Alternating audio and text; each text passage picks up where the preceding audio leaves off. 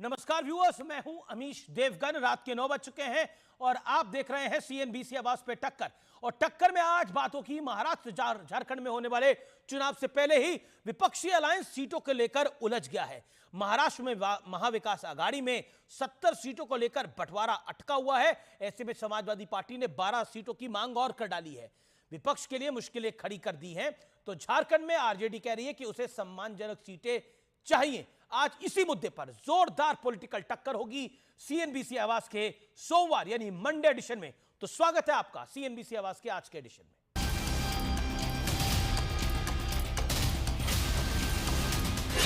महाराष्ट्र में अखिलेश यादव नाराज, झारखंड में तेजस्वी यादव नाराज,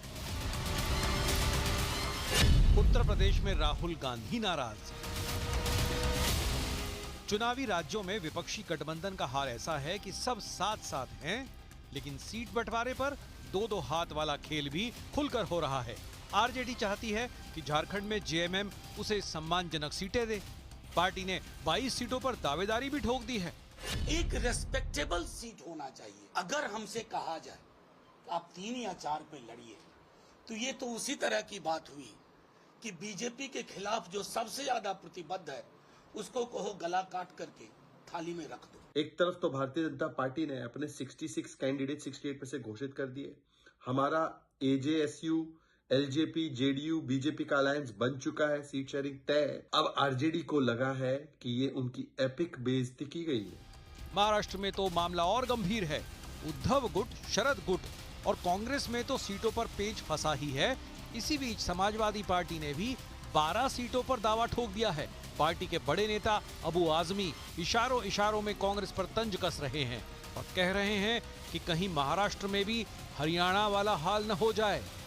हरियाणा में जो हारे हैं उन्हें गलती नहीं दोहरानी है। महाविकास आघाड़ी में एमवीए में समाजवादी पार्टी ने 12 सीटें मांगी हैं। और उत्तर प्रदेश उपचुनाव में तो बात इतनी बिगड़ गई कि कांग्रेस और सपा के बीच दरार खुलकर दिख रही है। सूत्रों के अनुसार समाजवादी पार्टी 9 में से केवल 2 सीट कांग्रेस को ऑफर कर रही है, जिससे नाराज कांग्रेस उपचुनाव से दूर रहने के विकल्प पर भी विचार कर रही है। उधर मध्य प्रदेश की बुधनी सीट पर कांग्रेस और सपा ने एक दूसरे के खिलाफ उम्मीदवार उतार दिए हैं। तो सवाल यही है कि इंडिया गठबंधन में ऑल इज नॉट वेल। आज इसी पर होगी देश की सबसे बड़ी बहस। चुनाव दर चुनाव जारी है टकराव। तो आज इसी पर होगी बड़ी चर्चा। चुनावी तैयारी में सीटों पर मारामारी का विश्लेषण क्या है, आइए नजर डाल लेते हैं कि चुनावी तैयारी में सीटों की मारामारी क्या है। आइए नजर डाल लेते हैं महाराष्ट्र का हाल। कुल सीट 288 है। एमवीए में 68 सीट पर पेच फंसा हुआ है। यह बड़ा नंबर है और बहुत बड़ा नंबर है।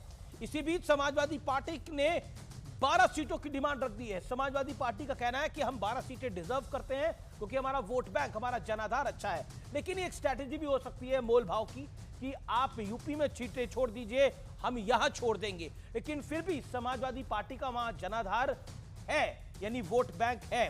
झारखंड में और एसपी ने फिर हरियाणा की हार पर कांग्रेस को चिताया भी है। झारखंड में बवाल है। कुल सीटें 81 हैं। मुश्किल से जेएमएम और कांग्रेस के बीच 70 सीटों पर बात बनी है। आरजेडी और लेफ्ट को मिलाकर 11 सीटें छोड़ी गई हैं। आरजेडी ने 20 सीटों की लिस्ट के साथ वो मैदान में उतरी है और कहा है कि हमें रिस्पेक्टेबल नंबर मिलना चाहिए। अगर रिस्पेक्टेबल नंबर नहीं मिलेगा तो फिर इस अलायंस का कोई फायदा नहीं है। यूपी विधानसभा की मैं बात कर लेता हूं। वहां पर उपचुनाव में कुल 9 सीटें हैं। सपा ने 7 सीटों पर अपने प्रत्याशी घोषित कर दिए हैं। कांग्रेस के खाते में सिर्फ 2 सीट आई हैं और 2 भी कमजोर सीटें मानी जा रही हैं जो कांग्रेस के खाते में है। इससे नाराज होकर कांग्रेस उपचुनाव से दूरी बना सकती है, ऐसा सूत्र मान रहे हैं। और एमपी में तो डायरेक्ट टकराव देखने को मिल रहा है। बुधनी सीट पर कांग्रेस और समाजवादी पार्टी उम्मीदवार आमने सामने हैं। और आज का बड़ा प्रश्न यह है कि जिसकी जहां मजबूत पकड़ वो वहां दिखा रहा है अकड़। यह बड़ी सीधी सी बात है और इसीलिए कई बार बवाल हो रहा है और टकराव भी हो रहा है। गौरव भाटिया हैं आज इस बड़ी चर्चा पे मेरे साथ।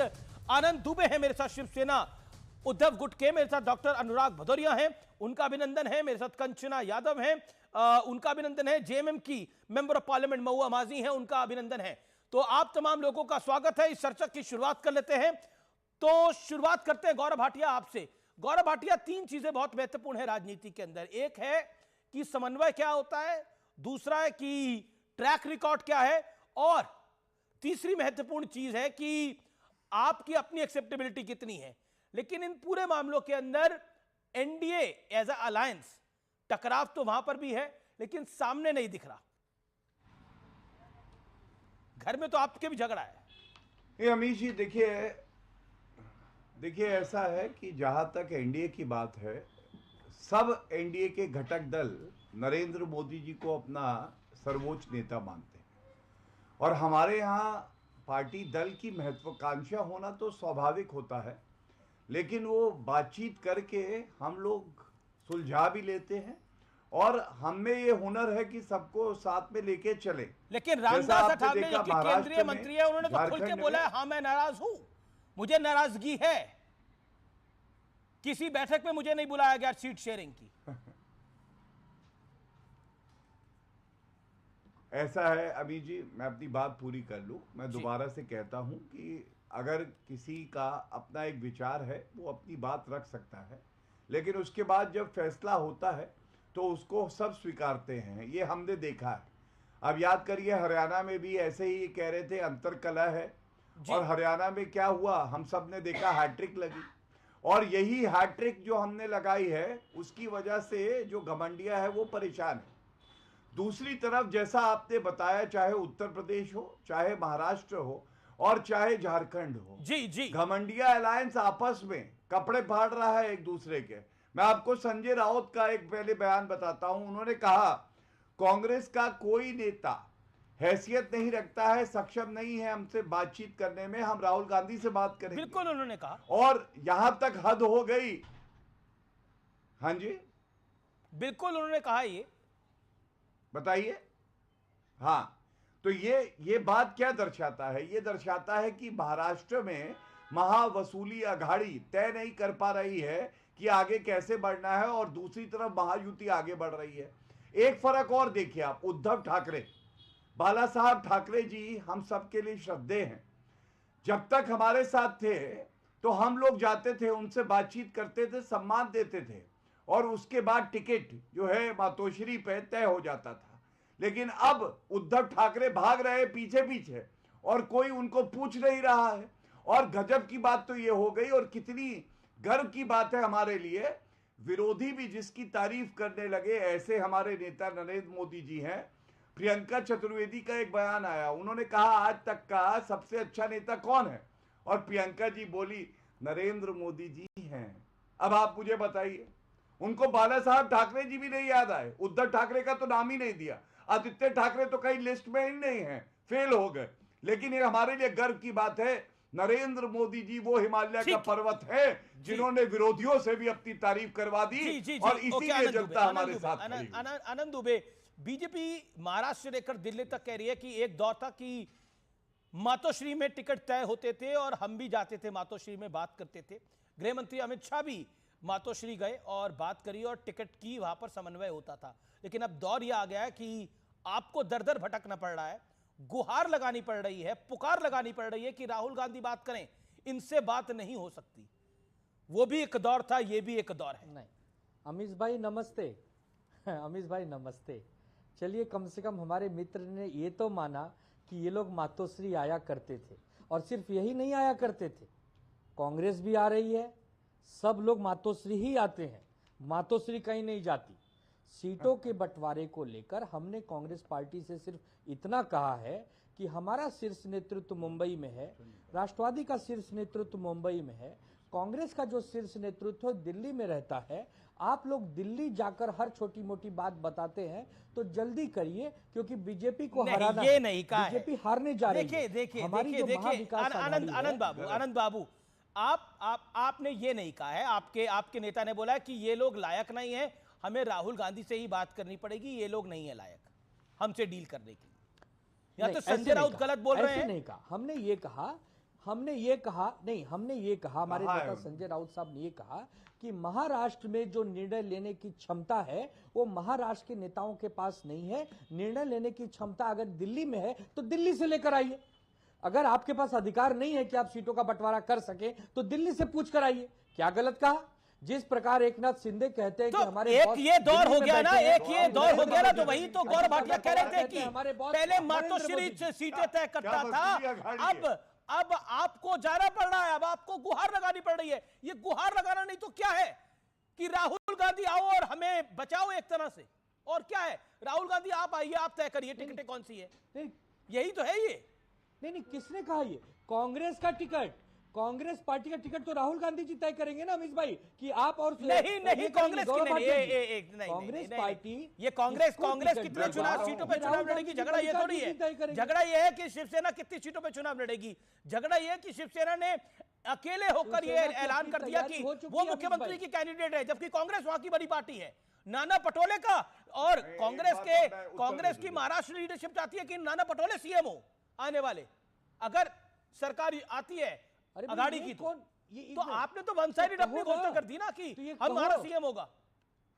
ये कहो ना कि भाई, ये कहो कि हम ये सीएम बनना चाहते हैं। हम तो साफ साफ बड़े दिल के साथ कह रहे हैं कि एक चेहरा लेके आना चाहिए। अगर आपके पास चेहरा नहीं, एक चेहरा नहीं, हम चेहरा आप बोल रहे हैं कि हमारा चेहरा होना चाहिए।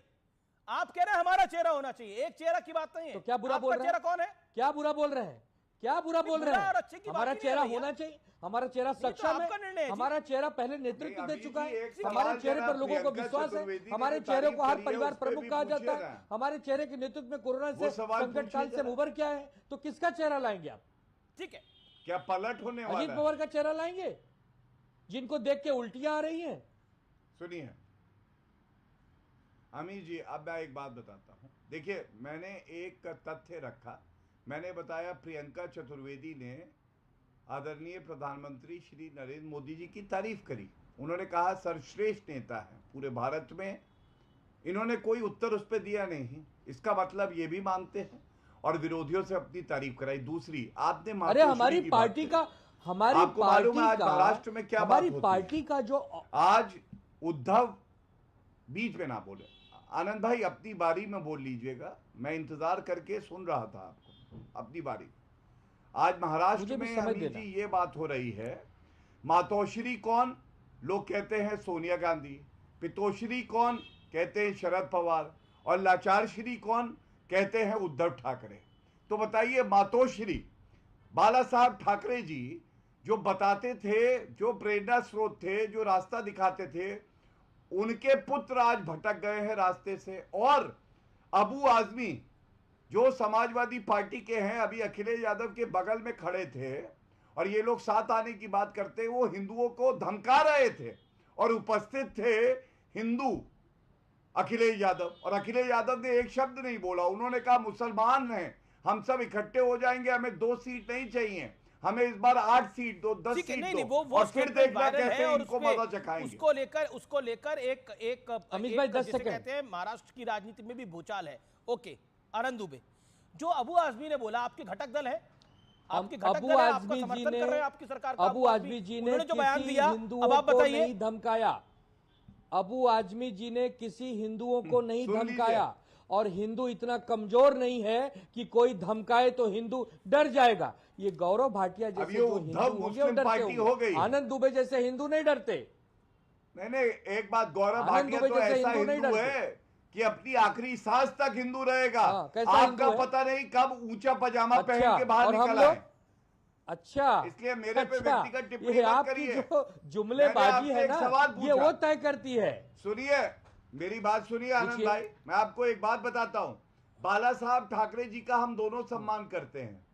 बाला साहब ठाकरे जी ने कहा था हिजड़े झुकते हैं सोनिया गांधी के सामने, और मैं अपनी दुकान बंद कर दूंगा लेकिन कांग्रेस के साथ नहीं आऊंगा।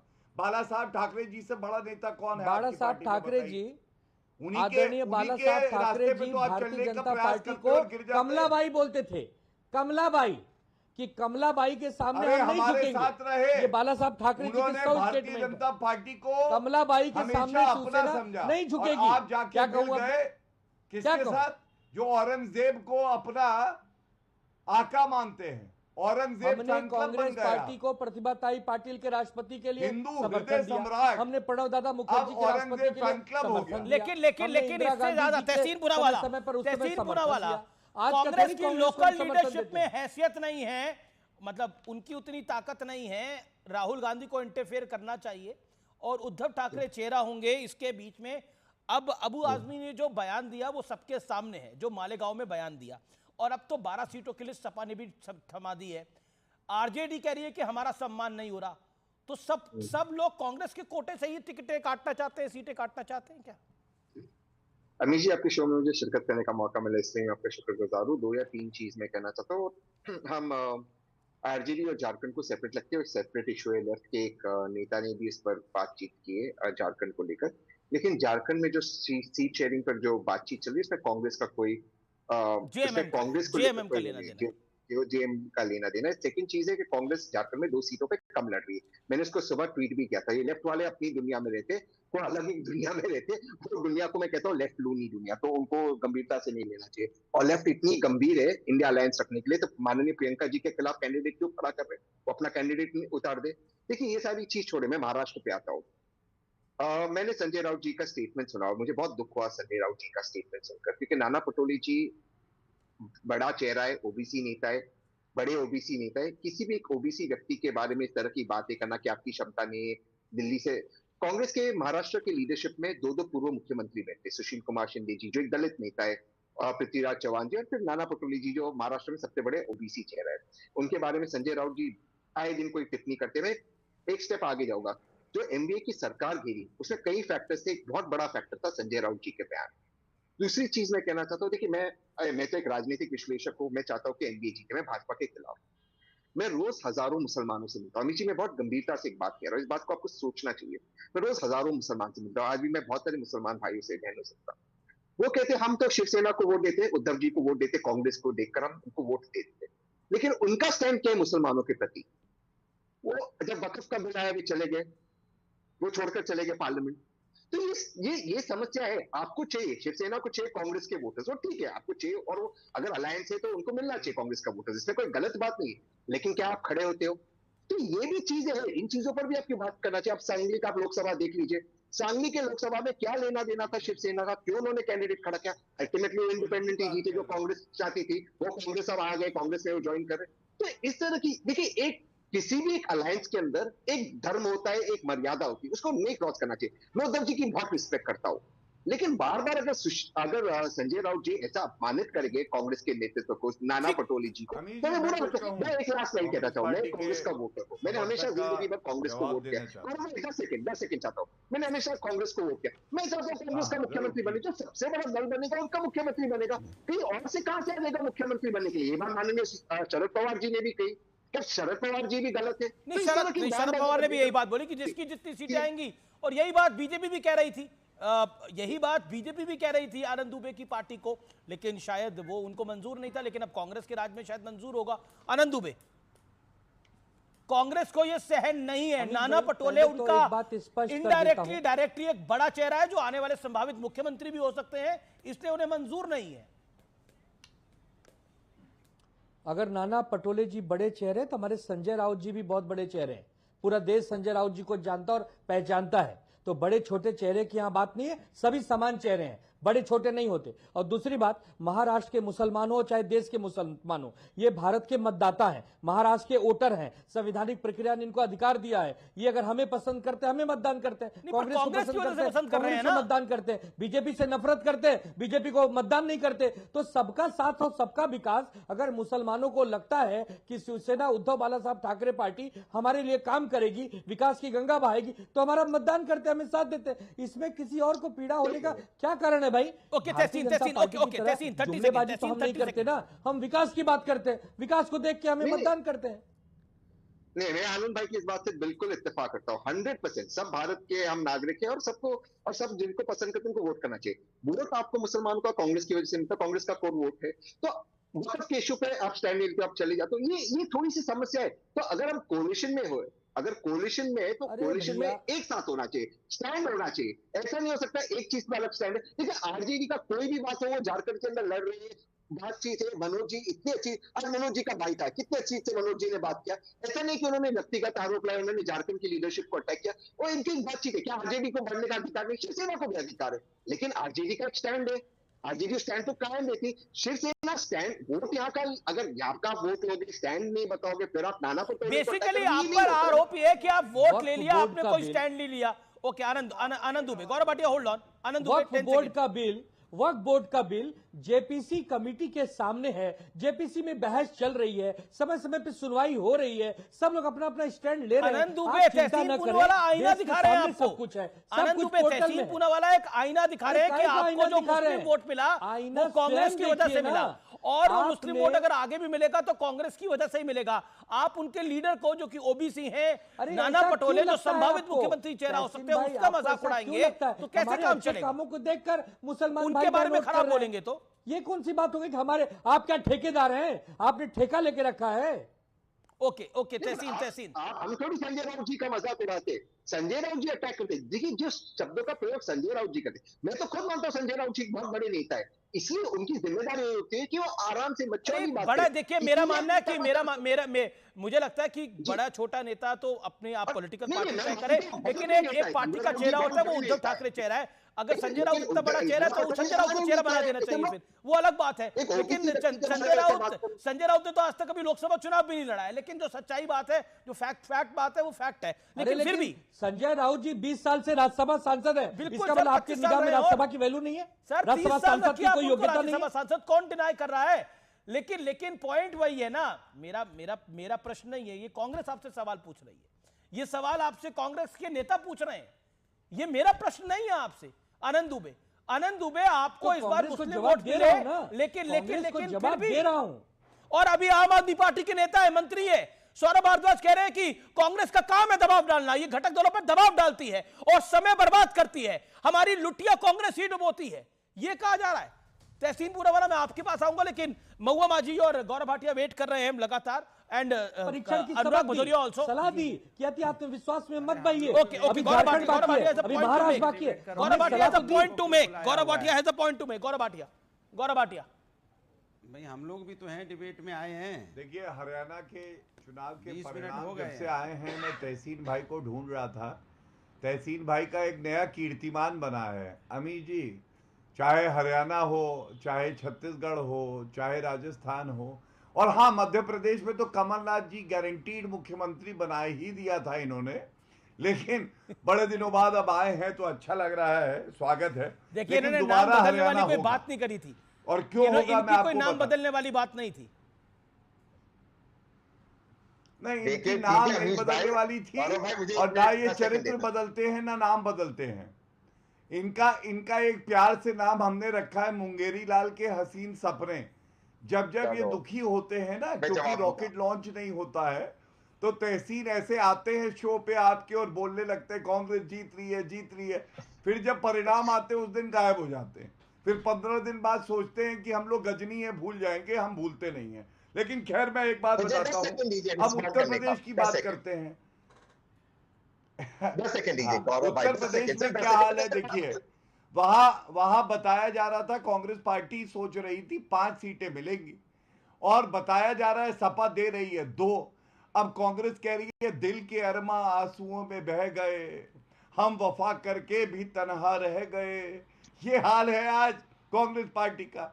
आप महाराष्ट्र देखिए, झारखंड देखिए, सपा देखिए, क्योंकि इनका कोई तालमेल नहीं है, क्योंकि इनकी विचारधारा एक नहीं है, क्योंकि आपस में विश्वास नहीं है एक दूसरे पे, इसलिए ऐसा हो रहा है। दूसरी तरफ हम लोग अपनी सीटों की घोषणा कर चुके हैं महाराष्ट्र में, झारखंड में, हम लोग अपने साथ सबको लेके चल रहे हैं, ये फर्क है। और यही फर्क जनता देख पा रही है। उनको चाहिए महायुति, उनको चाहिए विकास, उनको वसूली आघाड़ी नहीं चाहिए। अनुराग भदौरिया अभी तक आए नहीं है चर्चा के अंदर, फिर मैं उनको लेके आता हूं। अनुराग भदौरिया, आप लोगों ने भी 12 सीटों की डिमांड रख दी है, या कांग्रेस और शिवसेना का तो मामला सुलझ नहीं रहा? आप लोगों ने भी 12 सीटों की डिमांड रख दी है, यूपी में दे नहीं रहे इनको कुछ। वो कहते हैं ना कि वो दिलों में आग लगाएंगे, हम दिलों की आग बुझाएंगे। वो उसे अपने काम से काम है, मुझे अपने काम से काम है। बीजेपी का तो काम ही यही है, दूसरे की यहाँ ताका झाकी करना, क्या हो रहा है समाजवादी में चल रहा है, कांग्रेस में क्या हो रहा है, अरे भैया कांग्रेस समाजवादी में कुछ चल रहा है, शिवसेना उद्धव गुट में क्या हो रहा है, अरे वहां क्या हो रहा है? ये ताका झांकी करने वाले लोग हैं। अरे आपको ताकना ही है तो जनता ने चुना था, जनता के घरों में जाके झांकते कि कैसे एक माँ को नींद नहीं आती है क्योंकि उसका बेटा बेरोजगार है, और बेरोजगार बेटा किस तरह से करवट बदल रहा है क्योंकि वो बेरोजगार है, परेशान है, और किसान किस तरह से अपनी रात में नींद भी नहीं आ रही है, उठ उठ के चलता है क्योंकि उसको एमएसपी की गारंटी नहीं मिल रही है और आत्महत्या पे मजबूर हो जाता है। और बेचारा बाप की परेशानी आप देखिए किस तरह से वो सारा दिन इस तनाव में रहता है कि हमारे बेटा बेटी कब अपने पैरों पे खड़े होंगे। इसकी चिंता करो ना आप हमारी चिंता करते हो। आपकी चिंता तो आप तो कह रहे थे उद्धव जी की, आपको उद्धव जी का इतना सम्मान करते थे, इतना सम्मान करते थे कि आपने उनकी पार्टी को तो भागों बांट दिया। ये सम्मान था आपका, ये सम्मान था आपका कि हम इतना सम्मान करते थे, हमने उनकी पार्टी को तो भागों बांट दिया। अपने विषय में भी बोल दीजिए, अपने विषय में भी बोल दीजिए कि आप, मैं बोल रहा हूं, आपने लिस्ट क्यों, आपको टिकट चाहिए 12 टिकट और वहां आप क्यों नहीं देना चाहते? अपने विषय में भी बोल दीजिए। बोल तो रहा हूं, आप भी इधर उधर ज्यादा आप जाग रहे हैं। इंडिया गठबंधन, अरे सुन तो ली, इंडिया गठबंधन फेविकोल की तरह एक मजबूत दलों का गठबंधन है, आपस में लोकतंत्र है। हम एक दूसरे की शिकायत कर सकते हैं, कमियां भी गिना सकते हैं, हम एक दूसरे के ऊपर उंगली उठा सकते हैं क्योंकि लोकतंत्र है, और बाद में हम बैठ के अपनी समस्या का समाधान भी कर लेंगे जैसे हमने लोकसभा में किया। एनडीए गठबंधन मजबूर दलों का गठबंधन है। यहाँ कोई गठबंधन कहाँ है? यहाँ जो इनके साथ आता है, फेविकोल की मार्केट क्यों खराब कर रहे हैं आप? अनुराग भदौरिया, अरे सुन लीजिए आप मेरी बात, मत टोकिए मत भाई। आपने बीजेपी को बोलने दिया, हम लोग बोलते हैं तो आप टोक पड़ते हैं। हमने कहा इनका मजबूर दलों का गठबंधन है, और ऐसा गठबंधन है जो इनके साथ आता है या तो खत्म हो जाता है या दो भाग में बढ़ जाता है। चाहे जेजेपी देखो खत्म हो गया हरियाणा में, पीडीपी कश्मीर में खत्म हो गई, दो भागों में बढ़ गई, और पासवान की पार्टी भी दो भागों में बढ़ गई। सुन लीजिए बोला आपने 3 मिनट बोला। ऑडियो डाउन करिए गौरव भाटिया 40 सेकंड। अरे अभी कहां बोला भाई, अभी तो आप 20 मिनट बाद आए, अभी तो हम बोले नहीं भैया। 4-5 लोग विपक्ष का ही है। अनुराग जी वेट करिए, ऑडियो डाउन करिए पीसीआर। तो गौरव भाटिया बहुत ही थका हुआ शेर इन्होंने कुछ सुनाया, समझ किसी को नहीं आया और खुद ही ताली बजाने लगते हैं। तो इनसे कहिए पहले तो शेर थोड़े बेहतर लाए हैं, अगर नहीं बना सकते हैं तो हमसे पूछ ले, हम बताएंगे। लेकिन आप ये बताइए, समाजवादी पार्टी की टूटी साइकिल, पंचर टायर, क्या हाल हो गया? 12 सीटों के लिए भीख का कटोरा लेके घूम रहे हैं और सीटें 2 नहीं दे रहा कोई। ये हाल है समाजवादी पार्टी का। और सबसे बड़ी बात है फेविकोल की कर रहे थे। आपको मालूम है हरियाणा में मांगने आए थे अखिलेश यादव सीट, ऐसा फेविकोल लगाया उनके मुंह पर कांग्रेस पार्टी ने, एक सीट नहीं मांगी, कहने लगे हमें चुनाव ही नहीं लड़ना है। अब कांग्रेस उत्तर प्रदेश में कह रही है तुम 2 सीट दोगे तो हम चुनाव नहीं लड़ेंगे, यही मीडिया दिखा रहा है। एक गंभीर बात आपसे कहता हूं, आज राम गोपाल यादव जी का एक बयान आया है भारत के मुख्य न्यायाधीश को लेके, और जिस गाली और अभद्र भाषा का प्रयोग किया है, क्योंकि मुख्य न्यायाधीश जस्टिस चंद्रचूड़ ने कहा कि भगवान राम की मैंने पूजा करी, और ऐसी गाली थी जो मैं आपके चैनल पे दे नहीं सकता हूं। ये दर्शाता है कि इनका न्यायपालिका पे कोई विश्वास नहीं है और हिंदुओं से इनको नफरत है। लेकिन इसी से जुड़ी खबर आ रही है, इसी से जुड़ी हुई खबर आ रही है। अखिलेश यादव ने कहा है कि हम सम्मान करते हैं चीफ जस्टिस ऑफ इंडिया का। राम गोपाल का जो विवादित बयान है उसके ऊपर चीफ जस्टिस के लिए उन्होंने अपशब्द कहे हैं, और अखिलेश यादव ने कहा है कि हम सम्मान करते हैं। विवाद बढ़ा तो शब्द को वापस ले लिया। अखिलेश यादव का बड़ा बयान है कि हम सम्मान करते हैं चीफ जस्टिस ऑफ इंडिया का, सीजे साहब का सम्मान करते हैं। अनुराग भदौरिया, ये जो हुआ ये वाकई honourable chief justice of India के बारे में जो शब्द बोले गए वाकई अफसोसजनक है।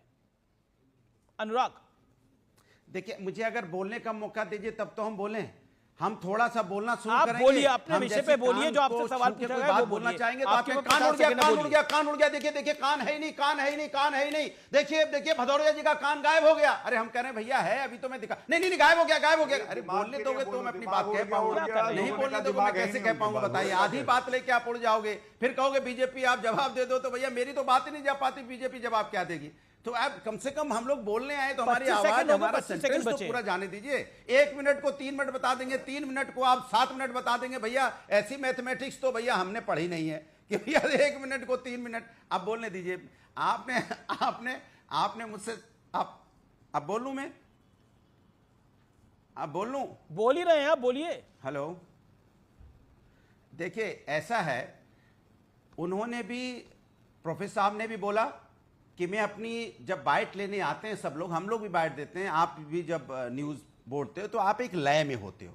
लय में जो सवाल पूछा जा रहा तो सवाल का जवाब दे रहे थे, अचानक किसी ने आदरणीय चीफ जस्टिस का सवाल उठा दिया, तो एक लय में उन्होंने उनके मुंह से ये बात दूसरे से परिप्रेक्ष्य में निकली। लेकिन आजकल हो क्या रहा है, आजकल हो क्या रहा है, हर बात का एक पतंगड़ बनाया जाता है। जब आदरणीय अखिलेश यादव जी ने बोला कि हम उनका सम्मान करते हैं, आदरणीय रामगोपाल जी बोल रहे हैं कि मैं उनका सम्मान करता हूं, हम उनके खिलाफ आप शब्द को इस्तेमाल नहीं कर सकते, लेकिन बीजेपी वाले क्या करें, नहीं नहीं नहीं, बोल दिया, अरे भाई बोल दिया, देखो बोल दिया, देखो, अरे भाई वो खुद कह रहे हैं कि हम ऐसा बोल ही नहीं सकते, उनका सम्मान करते हैं। जब वो खुद कह रहे हैं हम नहीं बोल सकते, चलिए वो गाली किसको दी थी, वो गाली दी किसको गई थी, वो गाली दी मैंने आपसे क्या, नहीं, सार्वजनिक जीवन में गाली अलाउड है? उन्होंने, मैं बोल लूं, आप बोलिए, बात को नहीं मैं आपसे कह रहा हूं, जब साफ कह रहे हैं कि हमने ऐसा कुछ कहा ही नहीं, और आदरणीय अखिलेश यादव जी कह रहे हैं कि हम उनका सम्मान करते, तो बात खत्म होगी ना। आप बात का पतंगड़ बना रहे हैं। You made your point, Anurag Bhudoria. It's been 2 minutes now. Okay, Gaurav Bhatia. 30 seconds, Gaurav Bhatia. देखिए, सबसे पहले तो चलिए इनकी जो बात है पहले उसको हम लोग देख लेते हैं कितनी वजनदार है। जिस शब्द का प्रयोग किया है ना, सार्वजनिक जीवन में क्या कोई इस शब्द का प्रयोग नहीं कर सकता। हो सकता है समाजवादी पार्टी के लोग हो, घर में बैठ के एक दूसरे से उसी शब्द का इस्तेमाल करते हो अमित जी, इसलिए इनको गलत नहीं लग रहा, लेकिन उस शब्द का इस्तेमाल किसी के लिए भी नहीं होना चाहिए। अब दूसरी बात, ये चीफ जस्टिस ऑफ इंडिया के प्रति इनकी जो नफरत है, अखिलेश यादव के इशारे पे ही तो ये कहा गया है, और जब बात बढ़ गई, जब न्यूज 18 ने उसको उठाया और चैनल ने उठाया, तुरंत पलटी मारी और कहा, अरे वो कह रहे हैं कि मैं सम्मान करता हूं देश का हर, ये भी जानते हैं जुडिशरी को अच्छे से, गौरव भाटिया जुडिशरी को जानते हैं अच्छे से। अनुराग भदौरिया, मैं आपको बताऊं, आज वकीलों में और जजेस में इतना आक्रोश था, आज हर कोई कह रहा था ये इतनी घटिया पार्टी है, ये हमारे न्यायपालिका को, चीफ जस्टिस ऑफ इंडिया को उस शब्द से प्रयोग करके अपमानित कर रही है जिसके बारे में कोई सोच नहीं सकता। और किस बात पे कि चीफ जस्टिस ऑफ इंडिया ने यह कह दिया, जब राम मंदिर का मैं केस सुन रहा था तो मैंने भगवान से पूजा करी कि सद्बुद्धि से, अगर भगवान से पूजा कर ली तो ठीक है, अल्लाह से करी होती तो ये लोग ताली बजा रहे होते, कह रहे होते अल्लाह से पूजा करना अच्छा है, आपने नमाज पढ़ी है। यही जो इनकी जहरीली सोच है अमीर जी, इस पे लगाम लगाएगी जनता, जैसे पहले लगाई है। 8 साल सत्ता से दूर है, आगे और ओके, महुआ माजी और कंचना यादव, महुआ माजी मैं आपका रुख करता हूं, सम्मानजनक सीटें क्यों नहीं दी गई आरजेडी? स्टेट लास्ट में जी मैं माफी चाहता हूं, दे दी गई ना भाई, 4 से बढ़ाकर 7 कर दिया गया। और यहाँ पर देखिए, इंडिया गठबंधन की जब मीटिंग हुई थी नेशनल लेवल पर, तो सभी वरिष्ठ नेताओं ने एक स्वर में एक बात कही थी कि जो कैंडिडेट जिस सीट को जीत का सबसे ज्यादा भरोसा दिला पाएगा उसे ही टिकट दिया जाएगा। ये चुनाव जीतने के लिए लड़ा जा रहा है। तो ऐसे में देखा गया कि किसने किस सीट पर मेहनत की है, किसका पुराना रिकॉर्ड क्या है, और उसमें से देखा गया कि कौन किस पार्टी का है, ये बाद में देखा गया और उसके हिसाब से सीट शेयरिंग हुई थी। तो इसीलिए जो भी बातें थी, लेकिन आज आपको पता होना चाहिए कि 4 सीट पे जब राजद ने कहा कि हमें और ज्यादा चाहिए, तो फिर 7 सीट उन्हें बुलाकर दे दिया गया है। लेकिन तो राजद कह रही है, राजद ने ऑफिशियली बोला हमारे पास ऐसी 18 सीटें हैं जो हम अकेले दम पर जीत सकते हैं, हमारी जीतू सीटें हैं, वो जिताऊ सीटें हैं। देखिए ऐसा नहीं, आप आंकड़ों को निकाल कर देख लीजिए, ऐसा नहीं है। अगर आलाकमान लोग बैठ के निर्णय लिए हैं तो निश्चित रूप से, पर मनोज झा अगर राजद 7 सीट पे राजी ने बोला हमें सम्मानजनक सीटें तक नहीं दी और गला हमारा काटना चाहते हैं ये लोग। मनोज झा ने बोला, मैं खुद कर रहा हूं, आरजेडी ने वो मनोज झा जी ने कल कहा था, आज का आपने रिपोर्ट लिया होगा कि आज उन्हें 7 सीटें मिल गई है और भी सीटें दे दी गई है इधर से। तो देखिए, जब महागठबंधन होता है तो उसमें पार्टियों के बीच सीट को लेकर इस तरह से बातचीत होती रहती है। कंचना यादव किसी का पहले होता है, किसी का बाद में होता है। जो सबसे ज्यादा प्रतिबद्ध है उसको कहो गला काटकर थाली में रख दो। सम्मानजनक सीटें मिलनी चाहिए, हमारा असम्मान हुआ है। कंचना यादव, अमेश जी जी सुनिए। हाँ, अमित जी, सबसे पहले मैं अपना विरोध दर्ज कराऊंगी कि झारखंड पे बोलने के लिए 2 महिला प्रवक्ता हैं, मतलब 2 प्रवक्ता हैं, दोनों महिला हैं और दोनों को आपने लास्ट में बुलाया। ठीक है, कोई बात नहीं। वैसे भी गौरव भाटिया हैं, उनसे कौन डिबेट करेगा, वो बोलेंगे गौरव भाटिया तो गोबर ही बोलेंगे। खैर, उसको छोड़िए। लेकिन जहां पर बात झारखंड की है, उन्होंने कह दिया साफ साफ। ठीक है, हमारा देखिए हर स्टेट यूनिट जो होती है वहां पर लोग कार्यकर्ता होते हैं, लोगों का एम्बिशन होता है, लोग चुनाव लड़ना चाहते हैं। और बिहार और झारखंड का जो सीमावर्ती इलाका है उसमें हमारा वोट बेस है और 18 से 22 ऐसे विधानसभा इलाका है जहां पर हमारे अच्छे खासे वोट है। और खास क्योंकि हमने जातिगत सर्वे कराया, आरक्षण बढ़ाया, तो वो उसका भी एक इम्पैक्ट है। तो हम वो चाहते हैं कि हमारे जो कार्यकर्ता है, नेता है, झारखंड में चुनाव लड़े। उसके लिए बार्गेन कौन करेगा? उसके लिए बार्गेन हमारी ही पार्टी करेगी। तो ये एक टैक्टिक्स भी होती है कि भाई टेबल टॉक हो, हमारी ये मांगे हैं, हम जो सीटें मांग रहे हैं हमें वही सीटें चाहिए। ऐसा नहीं है कि आप हमें कहीं भी उठाकर दे दो जहां हम नहीं जीत सकते। तो कुछ डिमांड होती है, उस डिमांड को हमने क्लियर रखा। और यहाँ तक हमने यह भी नहीं हेजिटेट किया कि आप लोग न्यूज बनाएंगे। हमने पब्लिक में आकर मीडिया से संपर्क करके खुद बोला। लेकिन एक सेकंड अमित जी, आप दोबारा क्वेश्चन पूछे। मेरा भी एक सवाल है गौरव भाटिया से कि मेरे प्रश्न का जवाब दे दीजिए। असम्मान कहाँ हुआ? तो एक पे निपटा दिया। असम्मान कहाँ पर हुआ? नहीं, देखिए असम्मान की बात नहीं है। बात यह है कि जब हमारा एक स्टेक है तो हम चाहते हैं कि टेबल टॉक। ये एनडीए नहीं है जहां पर बीजेपी डिसाइड करेगी कि इतनी ही सीटें आपको मिलेगी और यही सीटें आपको मिलेगी और आपको दे दिया जाएगा। आप लड़ो तो लड़ो, ना लड़ो तो ना लड़ो। ये आरजेडी है जो एक प्रिंसिपल पे लड़ती है। ठीक है, Gaurav Bhatia ji, Gaurav Bhatia 30 seconds, make your point. Amit ji देखिए, मैं बहुत से सम्मान एक बात कहूंगा, व्यक्तिगत टिप्पणी की जाए तो अच्छी बात नहीं होती, लेकिन अक्सर हल्के प्रवक्ता, चाहे आप उनको छोटी बहन बुलाएं, आप ही लेके आई ना गौरव और गोबर, कोई विषय नहीं था। टूटी साइकिल से लेके टूटा लालटेन तक बोलने वाले आप व्यक्तिगत तो लालटेन की बात ही नहीं करी इस कार्यक्रम में। हमें भी स्तर हमें मालूम है। कंचना यादव उसी स्तर पे मैं आकर बात की थी। अच्छा ठीक है, अपनी टर्न पे बोलिए, अपनी गौरव भाटिया आप कहा जाए तो। देखिए ऐसा है कि अगर आप इनको छोटी बहन भी बुलाएंगे ना तो भी जो इनका स्तर है वो सामने आ जाता है और गलती इनकी नहीं है। मैंने तो ना लालटेन की बात करी ना आरजेडी की बात करी, लेकिन जिनका नेता भैंसों का चारा खा गया हो, 5 बार दोष सिद्ध हो, तो वो गोबर में ही नहाएंगी और जब गोबर में वो रहेंगे तो गोबर की ही बात करेंगे। इनकी बुद्धि गोबर है। लेकिन मैं इतना ही कहूंगा अमित जी, मुझे कोई शौक नहीं है ना मैं इनकी बात का उत्तर दूं। जनता ने इनको उत्तर दे दिया है। ये आरजेडी रंगदारी, जंगल राज, डकैतों की पार्टी, तभी ये आरजेडी है। और आपको मालूम है, केवल इतना जरूर कहूंगा, आपसी लड़ाई है जेएमएम और इनकी, और उस आपसी लड़ाई में खुंदक निकाल रहे हैं हमसे।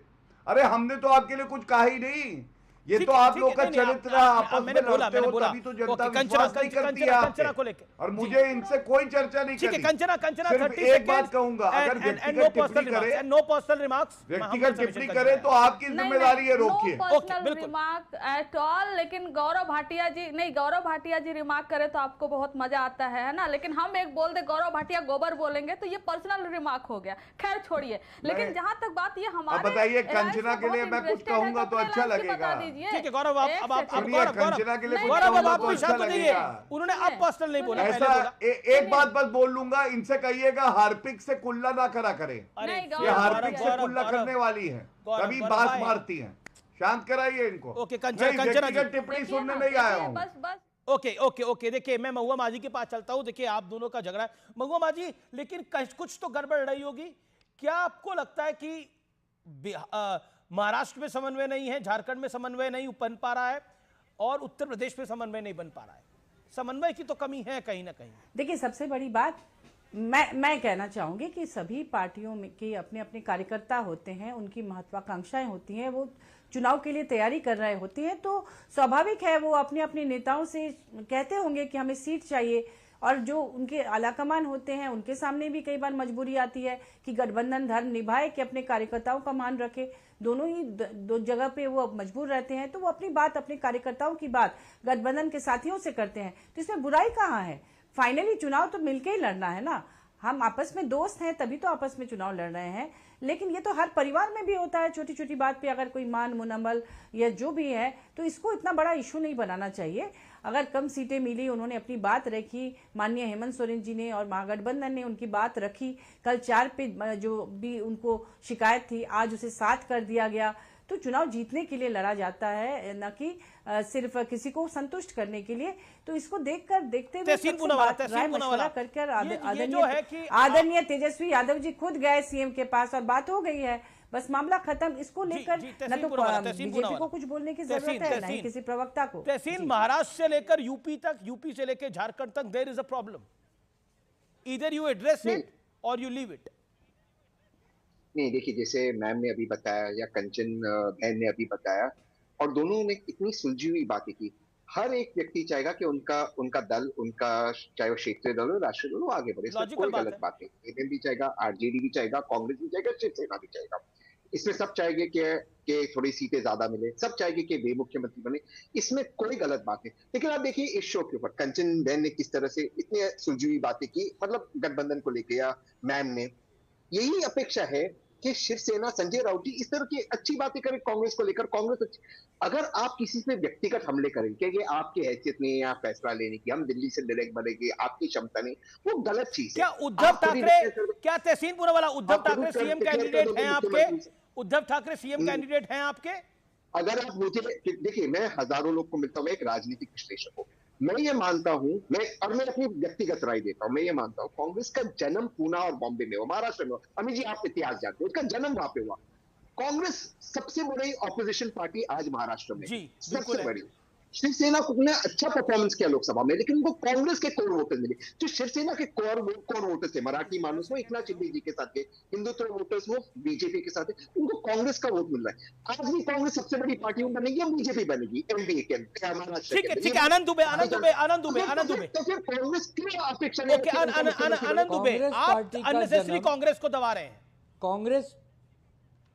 कांग्रेस पार्टी का जन्म अगर मुंबई पूना में हुआ है तो शिवसेना का जन्म क्या अफ्रीका में हुआ है? अरे शिवसेना का जन्म भी महाराष्ट्र और मुंबई में हुआ है। कमाल करते हैं आप। जिस प्रकार शिवसेना ने मराठी अस्मिता को लेकर, महाराष्ट्र को लेकर, छत्रपति शिवाजी महाराज के विचारों को लेकर एक प्रयास किया है आगे बढ़ने का, पूरी दुनिया को पता है। अच्छा ये बताइए आनंद दुबे जो मालेगांव में अबू आजमी ने कहा उससे आप सहमत हैं? और 12 सीटें मांग रही है समाजवादी पार्टी, क्या आप देने को तैयार हैं? मुंबई में 4 सीटें मांग रही है समाजवादी पार्टी। हर पार्टी का एक अधिकार होता है सीटें मांगना, लेकिन देना न देना ये गठबंधन का अधिकार है। महाविकास आघाड़ी और इंडिया गठबंधन ने अभी तय नहीं किया है कि समाजवादी को कितना सीट देना है। जब हमारी बैठकों का दौर शुरू है, समाजवादी पार्टी आपके अलायंस में है। एक बात तो क्लियर कर दीजिए, सीटें अभी तय नहीं है, क्या समाजवादी पार्टी आपके अलायंस में है महाराष्ट्र में? हम कोशिश करेंगे कि उनको अलायंस में लें। उनके पास 2 सीटें अभी हैं, हम कोशिश करेंगे कि 1-2 उनको बढ़ा के दे सकें, लेकिन कोई 12 मांगे, कोई 50 मांगे, तो हम ये सब करने को तैयार हैं। ओके 1-2 के लायक है समाजवादी पार्टी आपकी राय में? अभी की नहीं।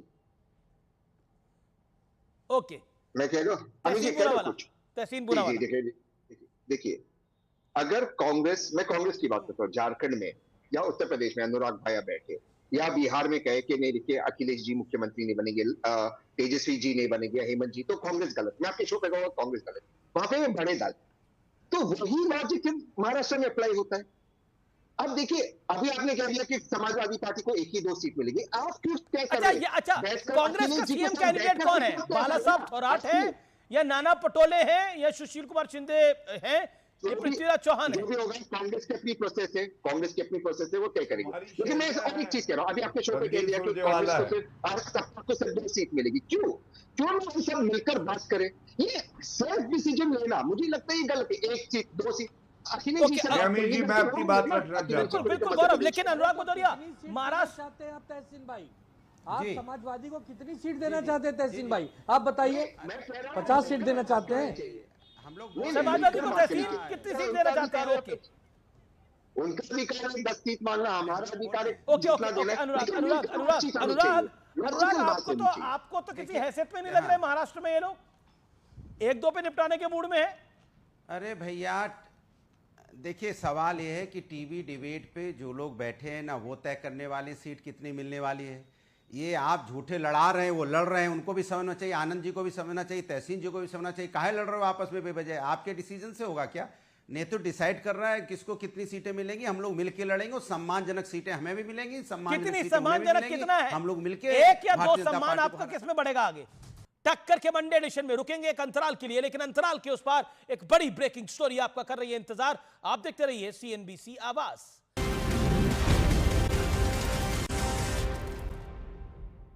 वेलकम बैक व्यूअर्स, आप देख रहे हैं CNBC आवाज पे टक्कर का मंडे एडिशन। और व्यूअर्स, आर पार में अब वक्त है सत्य और तथ्य का। खालिस्तानी आतंकी निज्जर की हत्या के मामले में कनाडा लगातार अपनी हंसी उड़वा रहा है दुनिया भर में। कनाडा के अंदर भी प्रधानमंत्री जस्टिन ट्रूडो पॉलिटिकली बुरी तरह से घिर चुके हैं। कनाडा के विपक्ष के नेता पियर पिलेवियर कई मौकों पर कह चुके हैं कि ट्रूडो सरकार ने इस मुद्दे को बिल्कुल ठीक से हैंडल करने में अक्षमता यानी नाकामी दिखाई है। भारत लगातार कनाडा से इस बात का सबूत मांग रहा है कि निज्जर की हत्या में भारत का हाथ है। यही मांग ट्रूडो से वहां की विपक्षी पार्टियां भी कर रही हैं, जबकि खुद जस्टिन ट्रूडो भी कह चुके हैं कि उनकी सरकार के पास उनके आरोपों से जुड़े मजबूत सबूत नहीं है। कनाडा की विपक्षी party People's Party of Canada का आरोप है कि जस्टिन ट्रूडो इस मुद्दे का इस्तेमाल पॉलिटिकल फायदे के लिए कर रहे हैं। कनाडा छोड़ने से पहले भारतीय उच्चायुक्त संजय कुमार वर्मा ने वहां के एक टीवी चैनल को दिए एक इंटरव्यू में कहा, उन्होंने साफ कहा कि जस्टिन ट्रूडो के आरोप राजनीति से पूरी तरह से प्रेरित हैं और इससे जुड़ा कोई कानूनी सबूत अभी तक उन्होंने साझा नहीं किया है।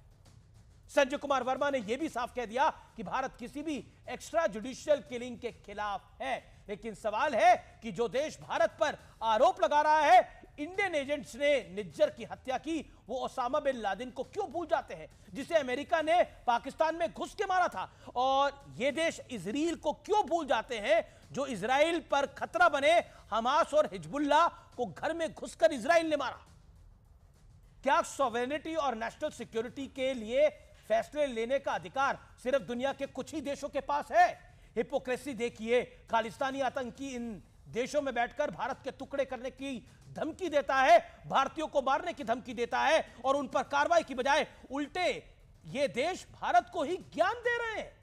असल में इन देशों को आज तक यही आदत थी, पुराने समय से चली आ रही है ना, जब चाहे किसी भी देश में घुस जाओ और नेशनल सिक्योरिटी के नाम पर पूरे देश को खंडर में तब्दील कर दो। इराक एक बड़ा एग्जांपल है, अफगानिस्तान एक बड़ा एग्जांपल है। पहली बार किसी देश ने दुनिया की इन कथित सुपर पावर्स को बताया है कि जिस देश से उलझ रहे हैं वो दुनिया की 5वीं बड़ी अर्थव्यवस्था है और एशिया की एक बड़ी महाशक्ति है। अब वर्ल्ड ऑर्डर बदल चुका है क्योंकि अब भारत अपनी शर्तों पर दुनिया से डील करता है। यह नया भारत है और यह नया भारत किसी से डरता नहीं है। तो फिलहाल टक्कर के आज के एडिशन में यानी मंडे एडिशन में इतना ही। आपका बहुत बहुत धन्यवाद। नमस्कार, गुड नाइट।